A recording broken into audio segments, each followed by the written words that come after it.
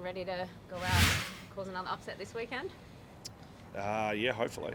Yeah, just really excited about Geelong and the prospect of playing them at home, our last home game, and against a really good outfit, and just another chance to test ourselves and focus on what we can control going into the back end of the year and also next year as well.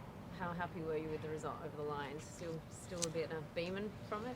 Yeah, the boys played well, and to their credit, they executed the plan that we went in with, and really wanted to test themselves, certainly away from home against a quality opposition. And the way they played, certainly the way our defenders defended, really set us up for the ability to springboard off our back line, and it was really impressive.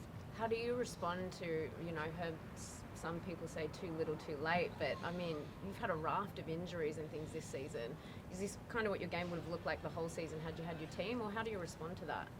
I think at the start was challenging, and having said that, from what we learnt at the start of the season, with different personnel, probably helped us for the back half of the year about changing the way we want to play, getting the people around to can we play that way, but that's still not a finished product. So it's about trying to make sure that we can get the players we want to play a certain brand of footy, and execute that consistently. So no, unfortunately you can't control what has happened.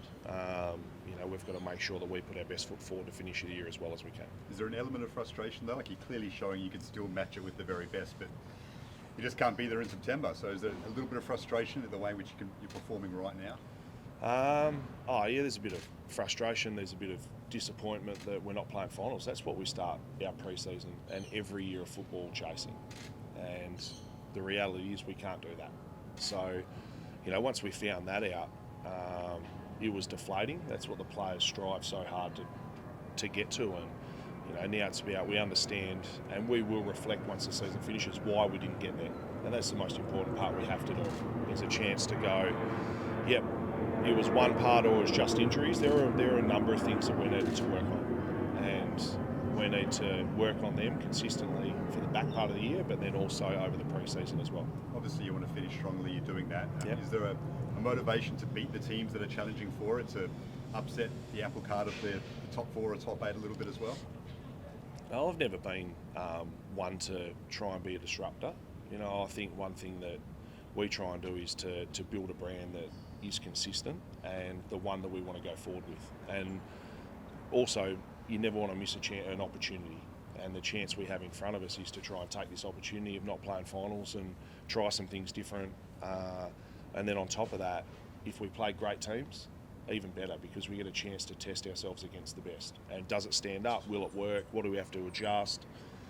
What do we look at over the finals campaign and also through the pre-season about how we went against these teams? So that's all my focus goes on. Another massive game from Isaac, massive game from Isaac. So 35 goals for the season, just a remarkable return for a predominant midfielder. Is he being underappreciated a little bit by the AFL community, considering what he's done this season, maybe without as much conversation around him as there has been previously? I think the AFL whole industry admire what Isaac can do on a football field. I think as soon as you're not in the top couple of teams, you don't get spoken about as frequently. That doesn't mean that he hasn't had the year that he's had last year. I think when you talk about Isaac, and I've looked across some of the other stats of players they're talking about being in the All-Australian team and All-Australian captains and things like that, well, Isaac's had as good a year as all of them. Unfortunately, we just haven't won enough games to be spoken about enough for a specific player. So he's been phenomenal for our footy club. Week in, week out, not many players can do what he does in the midfield and then go forward and really turn a game as well. You said a couple of minutes ago, Dean, that play the way we want to play. Yep. Do you go to market and or into the trade period on the hunt for a key forward? We go in the trade period and hunt for anyone that will suit the way we want to play. Does that include a key forward? I think that includes a key forward, a dynamic mid, a key back, a dangerous small forward. It includes a lot of things. And that's one thing that we're always open about, is trying to make sure that we obviously do whatever we can to improve our list. And we'll do that. the hard part is you can't always get it done. So we're aware of that. But yeah, we want to make sure that we're really potent ahead of the ball. Brody copped that knock last week. How's he put up in this week's game? Yeah, he's okay. He's doing all the protocols. He's doing all the testing he needs to do, getting his body moving, and reporting really well through that. So that's the first part of the protocol process, is to make sure that you can tick off every day as it comes, and he's done that. So he'll sort of ramp his training up at the back end of this week and into next week. So, but yeah, he's a massive loss for the footy team, the footy he's been playing, and Pete Laddams has played some really good VFL football, so he'll get his opportunity to lead the ruck. How's Will tracking? Haywood, yeah, he's good. So he trained fully on Saturday. He has to try and make sure that he gets through this week, and if he gets through this week, he's available. Yeah. The 150th for Nick Blakey and 100 for Lewis Melican. Yeah. Those milestones. It's been a bit of an interesting week for Nick Blakey, I guess, leading into his 150th. How are you going to celebrate him? I think the good thing with Nick is, he's an academy product. He's he's loved the footy club ever since he was a young man. He has been an unbelievable talent for our organisation. I think if you talk about not only what he does on the field, but the attention he gets off it because of the way he plays. He's really exciting, dynamic. And I think the thing with Nick is he's now adding intercept marking to his game. I think the last couple of weeks that's been a really strong part of his game. And there's plenty of highlights. There's also plenty of defensive work that he does for the footy team. So, yeah, we'll celebrate that as well as we possibly can for him. Will he get the job on Jeremy Cameron? Because he will be a focus for Geelong again. I mean, they're still talking about the 100. Does he get the job on Jezza this week? Yeah, well, I think the hard part of Jezza, where he plays, whether he's high or whether he's deep, the ability to be able to match up on such a dangerous footballer.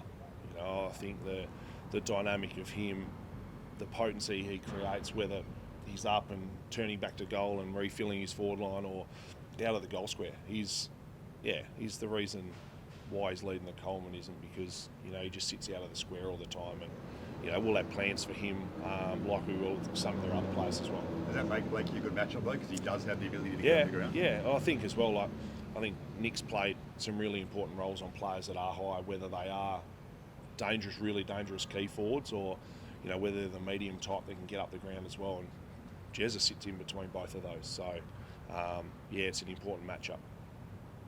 And then also Lewis, it's a bit of a different one to Nick to get to him. He spent a lot of time at the footy club and he's overcome a lot as a footballer to make his body available and to play consistent footy. I think that's the first thing that now he gets a chance to say he's played 100 games, and the players and club are really proud of that. I guess once you guys knew that finals wasn't mathematically possible, you talked about testing new things. What's the feedback been in sort of those experiments the past couple of weeks? I think obviously with trying new things, there's always good and bad. And one thing we want to make sure that we can do is we can either attack off the way we do defend, or we can defend off the way we do attack. So the transitional moments are really important, and we need to make sure that we get good looks at that against quality opposition, which we're coming up against.